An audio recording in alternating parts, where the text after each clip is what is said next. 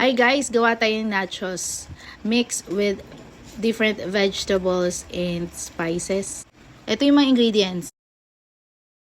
Cucumber, white onions, stripped cabbage, Mr. chips, ground pork, and mayonnaise at cheese whiz. So, optional lang yon. Kung gusto niyo ng medyo maalat-alat, damihan niyo yung cheese whiz. And gusto niyo naman na maasim-asim, damihan niyo na mayonnaise. Yung giniling guys, or ground pork, ginisa ko siya sa sibuyas bawang at tinimplahan ng oyster sauce. Nakadepende sa inyo yan kung ano yung panlasa nyo.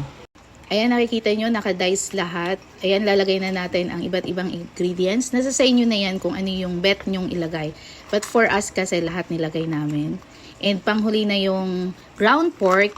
And lalagyan pala natin ng mayonnaise and cheese whiz. Ganyan lang kadali. Pwede nyo tong ibenta.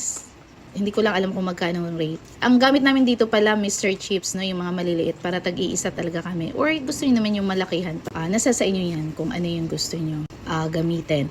You can use any kind of tortillas, kagaya ng mga Mr. Chips, ano pang mga iba-ibang brand dyan na mahahanap nyo sa grocery store. Ayun lang, bye! Thank you for watching. Try nyo na guys!